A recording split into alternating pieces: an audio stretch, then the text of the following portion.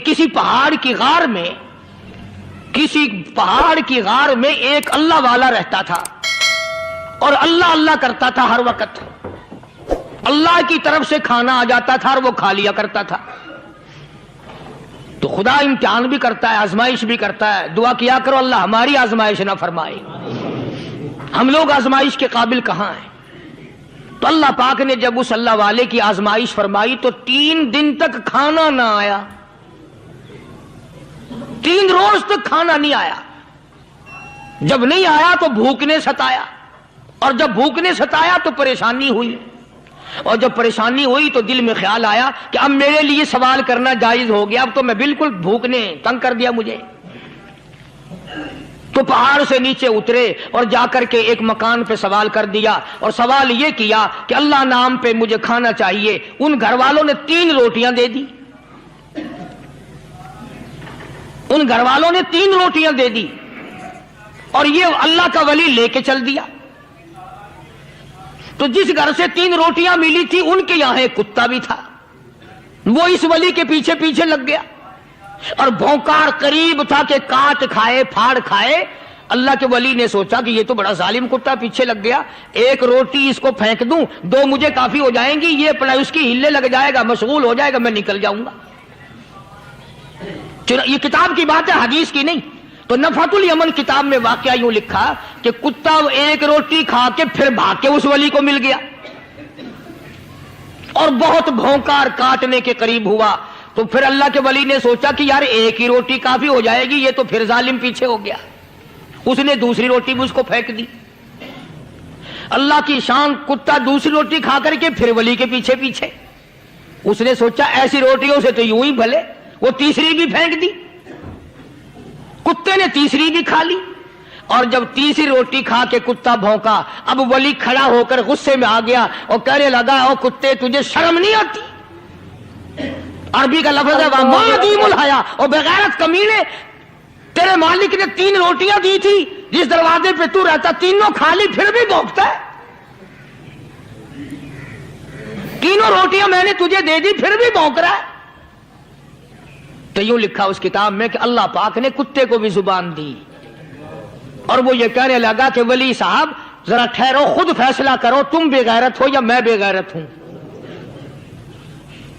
فیصلہ جناب کریں، میں کتا ہوں، آپ ولی ہیں. جنت کے کھانے کھائے، ارے 3 دن نہ ملا تو آدمی کے دروازے پہ آ کے ماتھا گھسایا، جھولی پھیلائی، بھیک مانگی، مجھ سے قسم لے لو میں کتا ہوں. کئی مرتبہ 8 دن ٹکڑا نہیں ملتا، قسم لے لو اس دروازے کے سوا کبھی کسی دوسرے دروازے پہ نہیں گیا میں.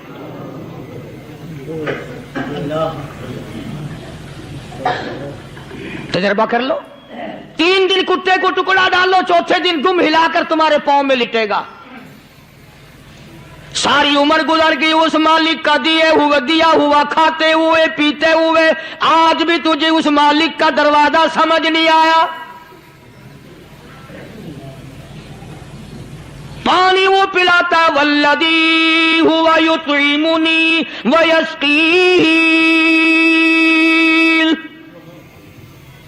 وَإِذَا مَرِضْتُ فَهُوَ يَشْفِينِ. کتنا کھلاتا ہے، کتنے اعلیٰ درجے کے کھانے کھلاتا ہے، طرح طرح کے کھانے کھلاتا ہے. پالا اس نے، سنبھالا اس نے، زندگی اس نے دی، اولاد اس نے دی، خوبصورت بیوی اس نے دی، گھر آباد اس نے کیا. تھوڑی سی پریشانی آ گئی، اب جا کے قبر کے سامنے جھکا کھڑا ہے، اس مالک سے میرا کام نہیں چلا، او 4 گز زمین میں پڑنے والے، تو میری حاجت روائی کر دے.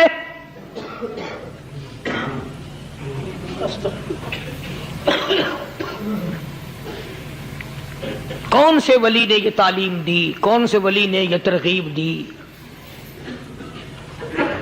خواجہ قطب الدین بختیار کاکی رحمت اللہ علیہ، بابا فرید الدین شکر گنج رحمت اللہ علیہ کا پیر ہے. اتنے اللہ والے لوگ تھے، اتنے اللہ والے لوگ تھے. خواجہ قطب الدین بختیار کاکی رحمت اللہ علیہ کا آخری وقت دلی شہر میں آ گیا. نہ دولت تھی، نہ کوٹھی تھی، نہ بنگلہ تھا، فقیری. ہائے ہائے، عجیب بادشاہت ہوتی ہے ان لوگوں کی. بادشاہ ان کے دروازوں پہ آیا کرتے تھے. خواجہ ابو الحسن خرقانی رحمت اللہ علیہ بزرگ گزرے ہیں. محمود غزنوی کا زمانہ ہے.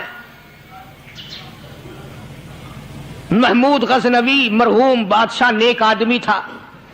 خواجہ ابو الحسن خرقانی رحمت اللہ علیہ کی خدمت میں آیا اور حضرت نے یوں پوچھ لیا، فرمایا محمود 2-4 دن پہلے بھی تو سنا تھا کہ تم ادھر آئے ہو، مجھ سے مل کے نہیں گئے؟ تو کہنے لگا حضرت سرکاری دورے پہ آیا تھا، سرکاری دورے کی لپیٹ میں اللہ والے کی زیارت کو بے ادبی سمجھتا ہوں. اللہ والے کی زیارت کرنے آؤں، کام کوئی اور لے کر آؤں اور اللہ والے کی زیارت کروں؟ میرے نزدیک یہ بے ادبی ہے. فرمایا آج ارادہ کر کے آئے ہو؟ کہ جی ہاں ارادہ کر کے آیا ہوں. باتیں ہوتی رہی. محمود کہنے لگا حضرت آج بہت بڑا کام لے کر آیا ہوں، دعا فرماؤ. سومناتھ کے مندر پہ حملے کا ارادہ ہے. 70 راجاؤں کی فوج آئیں گی، 70 بادشاہوں کی فوج آئیں گی، 70 راجا ہندو اپنی فوج لے کر آئیں گے، میں اکیلا مسلمان مقابلے میں آؤں گا. دعا فرماؤ وہ قادر کریم مجھے فتح عطا فرمائے. کیسی نیت لے کر آیا کرتے تھے بادشاہ لوگ فقیروں کے دربار میں. آج تو اگر کسی ولی کے پاس بھی جاؤ گے، میں نے مولانا عبید اللہ انور مدذلو سے پچھلے دنوں عرض کر دیا، میں نے کہا حضرت آپ اپنے گھر میں ہی رہتے ہیں، باہر نہیں نکلتے، کئی دن لوگوں کو نیکی ملے گی، زیارت ہوگی. تو فرمانے لگے قاری صاحب آپ کو کیا پتا ہے، بس اسی کام کے لیے لوگ آتے ہیں. ہماری اینٹ پڑ دو، ہم نے مکان بنانا ہے، ہمیں دکان کا تعویذ دے دو، ہمارے پیچھے دشمن لگ گیا، ہمارا مقدمہ ہو گیا، اور یوں تو کہنے کوئی بھی نہیں آتا، دعا کر دو اللہ میری قبر میں بھلائی فرما دے.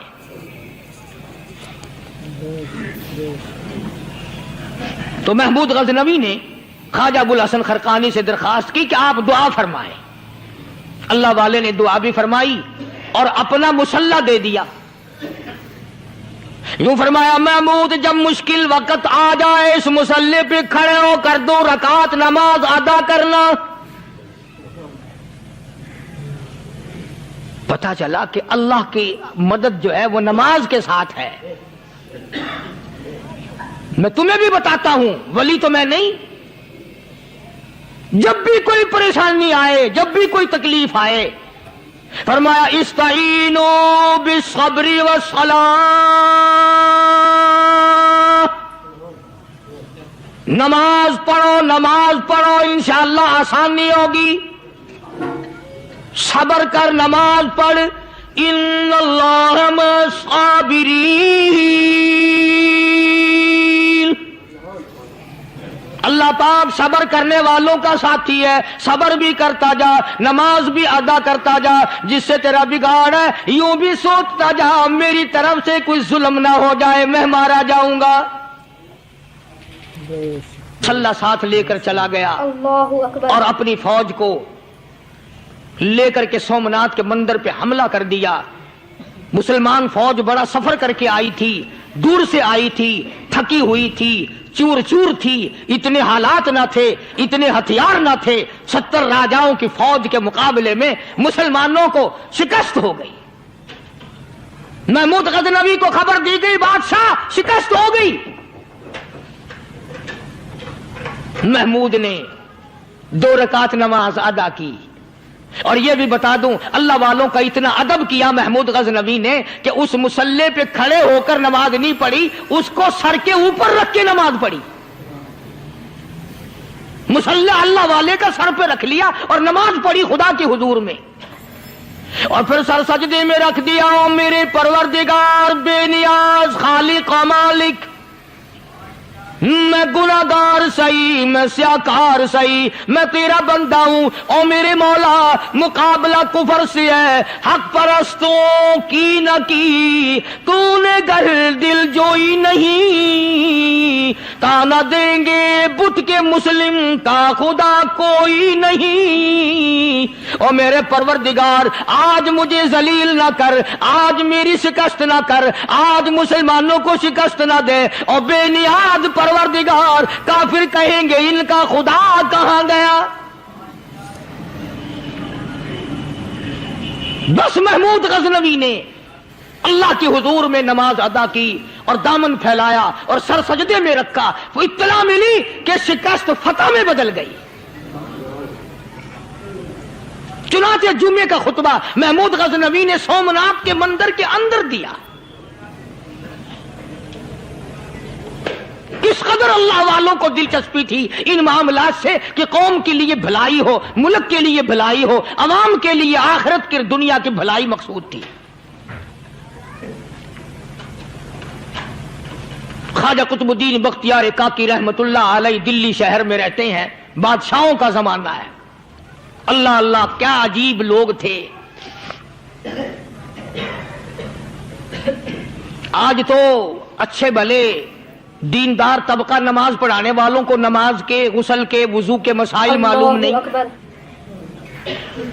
دوستو ایسا وقت تھا، ایسا وقت تھا، سلطان صلاح الدین خلجی رحمت اللہ علیہ کو بادشاہ ہو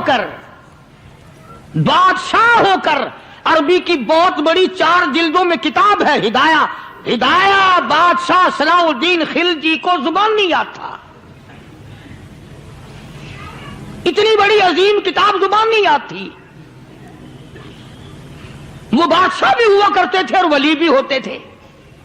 سلطان عالمگیر رحمت اللہ علیہ بہت بڑا بادشاہ ہو کر، اورنگزیب ہے، عالمگیر ہے، اتنا بڑا عظیم بادشاہ، مگر حضور کریم صلی اللہ علیہ وسلم کی 5000 حدیث پاک اس بادشاہ کو زبان نہیں یاد تھی۔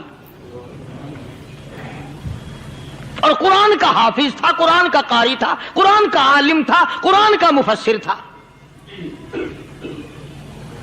ولی بھی تھا، بادشاہ بھی تھا، اللہ والا بھی تھا، اور اتنا خوف تھا دل میں تمہیں کیا بتاؤں۔ اللہ اکبر، بادشاہ ہو کر کے کپڑا خریدا، مزدوری کر کے کپڑا خریدا بادشاہ نے، اور کپڑا خرید کر اس کی ٹوپیاں اپنے ہاتھوں سے سی۔ عالمگیر رحمت اللہ علیہ نے اس کی ٹوپیاں اپنے ہاتھوں سے سی اور چاندنی چوک دلی میں کھڑے ہو کر فروخت کی، بیچی۔ 6-7 روپے جمع کر کے ایک تھیلی میں بند کر کے اوپر لکھا عالمگیر کا کفن ان پیسوں سے خریدا جائے۔ کبھی ہم نے بھی سوچا جو رشوت مارنے والا آدمی ہے، بتاؤ اس کے لیے کفن کہاں سے اچھے پیسے تلاش کر کے لایا جائے گا؟ رشوت کا ہی کفن ملے گا نا۔ جو آدمی ملاوٹ کر کے پیسے کماتا ہے، فنکاری کر کے پیسہ کماتا ہے، دغا اور فریب کر کے پیسے کماتا ہے، تو آج ہمارا کفن بھی صحیح نہیں، کفن بھی دغا والا، فریب والا، ملاوٹ والا۔ بلکہ تم تو کہتے ہو کہ آج کل کھانے کے لیے خالص کچھ نہیں ملتا، میں کہتا ہوں میت کو غسل دینے کے لیے پانی خالص نہیں ملتا۔ یہ جو ہم موٹریں نلکے لگاتے ہیں، یہ پیسے کون سے ہمارے خالص ہیں؟ جو صابن میت کو مل رہی ہیں کون سے پیسوں کا خریدا ہوا ہے؟ جو خوشبو میت کو لگ رہی ہے کون سے پیسوں کی خریدی ہوئی ہے؟ جو کفن پڑ رہا ہے وہ کیسے پیسوں کا کفن ہے؟ اور میں آگے بڑھ کر کے کہتا ہوں جو کندھوں پہ اٹھائے جا رہے ہیں وہ کون سے کتب ہیں، کون سے ابدال ہیں؟ جس نے میت کو غسل دیا ہے کبھی معلوم کیا کہ وہ کتنا بڑا نیک آدمی ہے؟ یہ تو ہمارے آخری وقت کا حال ہے، اور اس طرف کسی کا دھیان نہیں، سوچ نہیں، بچار نہیں، قطعی طور پر اندھے ہو جاتے ہیں۔ او میاں ٹھیک ہے جو کچھ ہو رہا ہے۔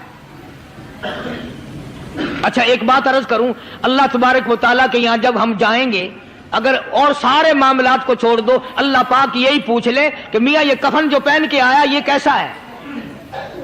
یہ جو کفن پہن کے آیا یہ کیسا؟ ہم کیا جواب دیں گے؟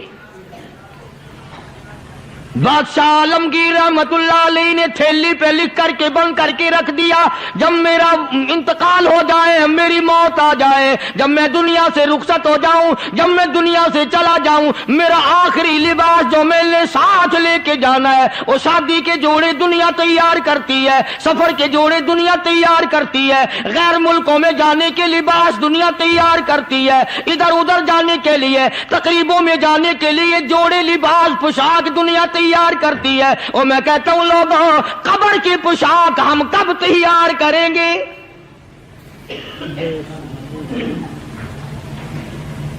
आलमगीर रहमतुल्लाह अलैह ने खुद अपने कफन का इंतजाम करके रख दिया। हमारे घरों में तो अगर कफन का जिक्र करो तो घर वाले भी मुंह बनाएंगे, छोड़ो तुमने कफन की बातें बनानी शुरू कर दी अभी से ही। और एक और अर्ज करूं, कफन भी मुकद्दर वालों को मिलता, कईयों को मिलता ही नहीं। अल्लाहु अकबर। कफन नहीं मिलता, कब्र नहीं मिलती, नमाज जनाजा नहीं मिलती, गुस्ल नसीब नहीं होता, मुकद्दरी सौदे हैं। ना ये दौलत से बात बनती है, और ना ये इख्तिदार से बात बनती है, और ना ये सरमाए से बात बनती है। ये तो तकदीरों के मसले हैं जो मालिक ने अपने हाथ में रखा है। जनाब रसूल करीम सब कह दो सल्लल्लाहु अलैहि वसल्लम के सगे चचा अल्लाहु गनी जंगे ओहद है, इमामुल अंबिया महबूब किबरिया हजरत मोहम्मद मुस्तफा सल्लल्लाहु ताला अलैहि वसल्लम को खबर दी गई, आपकी हालत भी जख्मी है, आपका चेहरा अनवर जख्मी हो गया, आपके चेहरे में खोद जो सर पे ओढ़ रखा था उसके हल्के कड़ियां चेहरे अनवर के अंदर चली गई, निकलती नहीं, निकालना चाहते हैं, निकलती नहीं, निकालने की कोशिश करते हैं। अबू बैदा बिन जर्राह रज़ियल्लाहु ताला अन्हु ने दांतों में पकड़ कर वो हल्का जंजीर वाला फेंक लिया।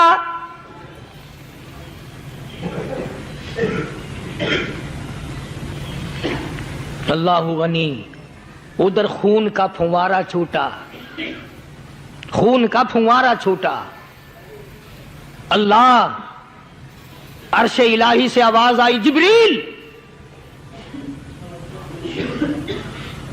पर झपकने के बराबर जिब्रील सारी दुनिया का निजाम तय कर सकता है।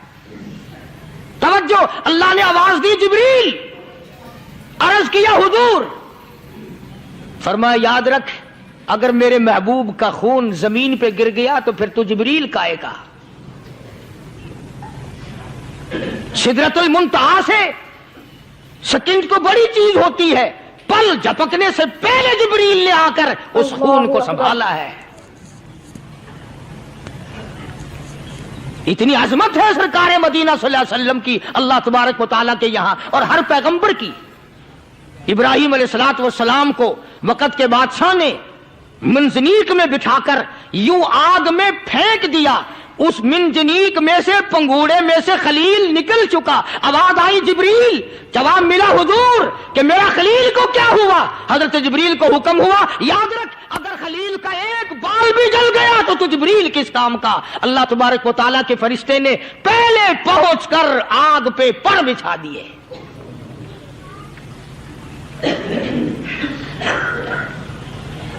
यूसुफ अलैहिस्सलातु वस्सलाम को भाइयों ने कुएं में फेंका। अब बताओ, कुआं कोई 100-200 गज या 100-200 मील तो लंबा नहीं होता। मैं खालिक की बेनियाजी तुम्हें बता रहा हूं, और अपने पैगंबरों की किस तरह हिफाजत फरमाते हैं। सुभान अल्लाह। भाइयों ने कुएं में धक्का दिया, जिब्रील जी ये क्या हुआ? तो मेरा नबी आया, मेरे नबी के कुएं में जाने से पहले तख्त बिछा दे। जिब्रील ने पर बिछाकर तख्त बना दिया। वो तो यूं बचाता है, वो तो यूं संभालता है। अबू बैदा बिन जर्राह रज़ियल्लाहु ताला अन्हु ने सरकार मदीना सल्लल्लाहु अलैहि वसल्लम के चेहरे अनवर में से वो जो जंजीर कड़ी खींची, अल्लाह अल्लाह, अबू बैदा के 2 दांत नीचे के, 2 ऊपर के, 4 दांत निकल गए। आज हमारे दांतों को कीड़े खा जाते हैं, खोखरें बन जाती हैं, निकल जाते हैं। अबू बैदा तू कितना खुश नसीब जवान है, तेरे 4 दांत तो निकल गए, पर हुजूर सल्लल्लाहु अलैहि वसल्लम की तकलीफ को तूने दूर किया। यानी आका की खिदमत करते हुए अबू बैदा के दांत निकल गए। ادھر اپنی تکلیف ہے، ادھر پتا چلا کالی کملی والے صلی اللہ تعالی علیہ وسلم تیرے چچا کا حال ٹھیک نہیں. صلی اللہ علیہ وسلم بڑا صدمہ پہنچا، بڑا رنج پہنچا. ایک بات کرتا ہوں، توجہ کر کے لکھ کے لے جاؤ، کام آئے گی. بیٹیوں کو بتاؤ، بہنوں کو بتاؤ. سرکار کی نظر پڑی، سرکار کی نظر پڑی. حضرت صفیہ رضی اللہ تعالی عنہ، حضور کی بوا، حضور کی پھوپھی، حضرت زبیر رضی اللہ تعالی عنہ کی اماں، امیر حمزہ رضی اللہ تعالی عنہ کی بہن دوڑی دوڑی آتی ہے. پتا چلا نا مدینے میں کہ بھائی کا حال ٹھیک نہیں، شہید کر دیا گیا. عورت ذات دوڑی دوڑی آئی. حضور نے فرمایا زبیر کون عورت ہے، جا کے روکو، لاش کا حال ٹھیک نہیں، کپڑے پھاڑے گی، جزا فضا کرے گی، میں نے سنا ہے لاش کا حال ٹھیک نہیں ہے. حضرت زبیر نے آ کے روکا، قریب آ کر پہچان لیا حضرت زبیر کی اماں تھی. انہوں نے کہا اماں اجازت نہیں، آگے نہ جاؤ. حضرت صفیہ عرب کی تکڑی مائی، مارا غصہ زبیر کو، او پرے پھینک دیا. کہنے لگے ہاتھ ایک طرف، میں اپنے بھائی کو دیکھنے نہ جاؤں.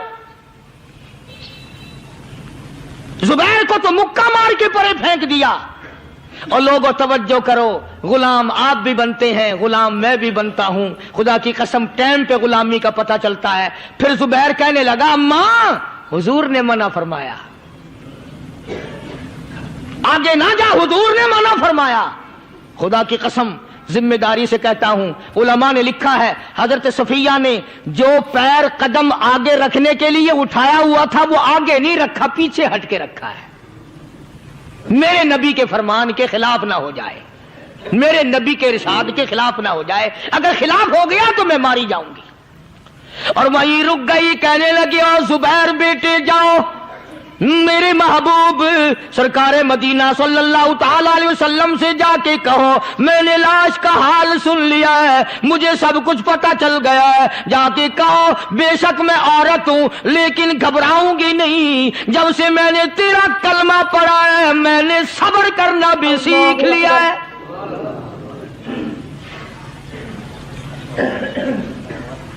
میں زیادہ فضا نہ کروں گی، میں کپڑے نہ پھاڑوں گی، میں رونا دھونا نہیں کروں گی. مدنی کریم صلی اللہ علیہ وسلم کو حضرت زبیر نے جا کے بتا دیا. میری اماں یوں کہتی ہے، فرمایا پھر بے شک اجازت ہے جائے.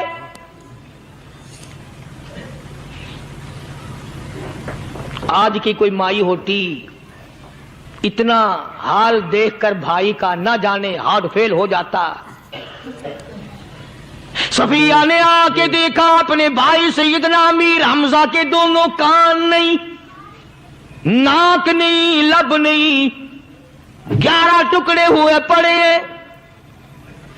روتی نہیں، گھبراتی نہیں، دھڑام سے گرتی نہیں، چہرہ نہیں پیٹتی، ماتم نہیں کرتی. کھڑی ہو گئی، کہنے لگی او میرے پروردگار میرے بھائی کی قربانی قبول فرما، میرے بھائی کی قربانی کے صدقے میں میرا بھی بیڑا پار کر دے. اور خبر تو مل گئی تھی نا کہ کپڑے بھی اتار کر لے گئے. بغل میں سے 2 چادریں نکالی ہیں، بغل میں سے 2 چادریں نکالی کہ میرے بھائی کو کفن دے دینا. یوں جو نظر پڑی ایک انصاری نوجوان رضی اللہ تعالی عنہ، وہ بھی ننگا پڑا ہے، کافر اس کو بھی شہید کر کے گر گئے.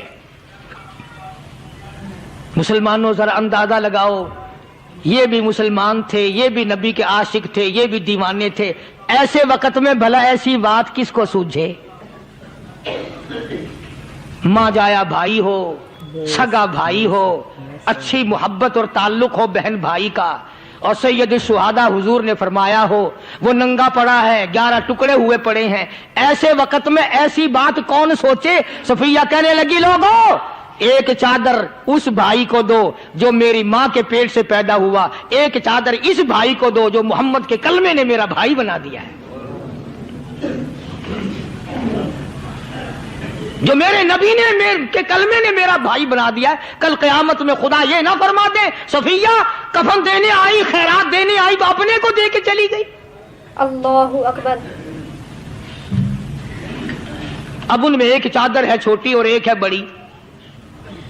پھر کہنے لگی میری چادریں واپس کر دو، ایسا نہ ہو میرے بھائی کو بڑی مل جائے دوسرے بھائی کو چھوٹی مل جائے، اللہ پاک کل یہ نہ فرما دے اگر کفن دینے بھی آئی تو اپنے کو بڑی دوسرے کو چھوٹی، یہ اللہ کی رضا والا تو کام نہیں۔ قرآن اندازی کی، سگے بھائی سیدنا امیر حمزہ رضی اللہ تعالیٰ عنہ کے حصے میں چھوٹی چادر آئی اور اس انصاری جوان کے حصے میں بڑی چادر آ گئی۔ چنانچہ جب محمد عربی صلی اللہ تعالی علیہ وسلم تشریف لائے تو حضور کو اتنا صدمہ پہنچا، میری مستقل کیسٹ ہے سیدنا امیر حمزہ رضی اللہ تعالیٰ عنہ کے عنوان پر، آپ لوگ اسے خرید کے سنیں۔ تم بھی کہتے ہو کہ ہم نے اسلام کی بڑی خدمت کی، ہم نے قرآن کی بڑی خدمت کی، ہم نے علماء اور طالب علموں کی بڑی خدمت کی، ہم نے مسجد اور مدرسوں کی بڑی خدمت کی۔ میں یہ کہتا ہوں آؤ دیکھو تو صحیح کہ ان حضرات نے کہاں تک قربانیاں دی ہیں۔ حضور نبی کریم صلی اللہ تعالی علیہ وسلم جب اپنے پیارے چچا کی لاش پہ آئے، چہرے پہ نظر پڑی دونوں لب نہیں، کالی کملی والے صلی اللہ تعالی علیہ وسلم نے منہ میں جھانک کر دیکھا تو زبان نہیں، ذرا نیچے کو نظر کی پیٹ میں جگر اور کلیجہ نہیں، دونوں ہاتھ نہیں دونوں کان نہیں۔ یہ حال دیکھ کر حضور صلی اللہ علیہ وسلم کو چکر آ گیا، زمین پہ تشریف فرما ہو گئے، اور پھر بلکہ یہاں تک لکھا ہے کہ آپ نے یوں فرمایا او میرے مالک اگر صفیہ مائی میری بوا پھوپھی یہاں نہ ہوتی تو میں یہ ٹکڑے بھی نہ اٹھاتا، اگر تو یوں ہی راضی ہے تو میں بھی یوں ہی راضی ہوں۔ اور پھر جب ان ٹکڑوں کو جوڑا گیا تو صحابہ نے عرض کیا یا رسول اللہ صلی اللہ تعالی علیہ وسلم، امیر حمزہ قداور آدمی تھا، لمبا تکڑا بہادر آدمی تھا، حالت یہ ہے چادر چھوٹی ہے بھی ایک ہی، اگر سر ڈھانپتے ہیں تو پیر کھل جاتے ہیں، پیر ڈھانپتے ہیں تو سر کھل جاتا ہے۔ حضور نے فرمایا سر کو چھپا دو، پیروں پہ میرے چچا کے درختوں کے پتے ڈال دو۔ میں یہ عرض کر رہا تھا کہ اللہ والے ہر وقت میں آدمی کی اصلاح کی کوشش کرتے ہیں، اسے بنانے کی کوشش کرتے ہیں، اسے سمجھانے کی کوشش کرتے ہیں۔ اللہ تبارک و تعالی ہر مسلمان کو توفیق دے کہ وہ اپنی زندگی بھر اللہ والوں کی خدمت میں جانے آنے کی، قرآن کی خدمت کی ہر وقت پروگرام بنائے، نیت خیر رکھے۔ کیوں؟ اس لیے اسی کو کہتا ہے کہ لیے پھرتی ہے بلبل چونچ میں گل، لیے پھرتی ہے بلبل چونچ میں گل، اور ڈھونڈتی ہے شہید ناز کی تربت کہاں ہے، تلاش کرتے ہیں جانور پرندے کہاں پر اللہ کی رحمت برس رہی ہے۔ تو ہمیں بھی اللہ کی رحمت کا طالب ہونا چاہیے، اللہ کی رحمت کا متلاشی ہونا چاہیے۔ اللہ پاک مجھ پہ اور آپ سب پر، ساری امت پر اپنا کرم فرمائے۔ آسمانی کتابیں نازل فرمائی، اسی کو لوگ زیادہ چمکاتے ہیں۔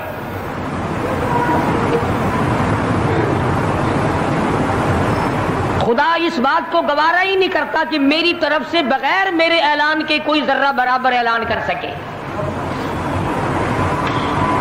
وہ کسی قلندر کو، کسی ملنگ کو، کسی کو اختیار نہیں دیتا۔ جن کا خدا جیتا جاگتا حی و قیوم قائم دائم ہے وہ تو ایسا ہے، اور جن کا خدا کبھی پیدا ہوتا ہے کبھی مر جاتا ہے ان کی میں بات نہیں کرتا۔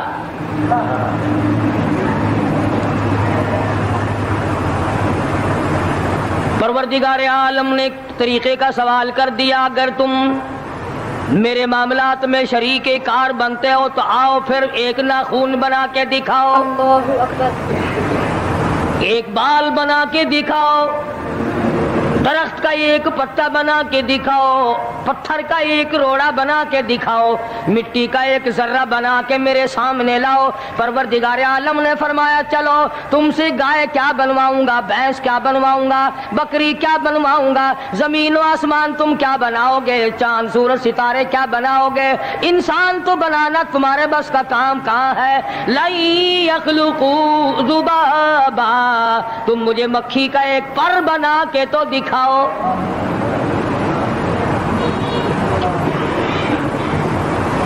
فرمایا جس کے دل میں توحید و ایمان یقین کی دولت جم جاتی ہے وہ لوگ تو دنیا ہی میں ایمان کا مزہ چکھتے رہتے ہیں، ایمان کی لذت آتی ہے۔ صحابہ کرام رضوان اللہ تعالی علیہ مجمعین کی جماعت نے دنیائی میں جنت کو دیکھا، جنت کی خوشبو سونگھی، کسی کو جنت کی ہوا لگی، کسی نے جنت کا نقشہ دیکھا، کسی کو جنت کا نظارہ کرا دیا گیا دنیائی میں۔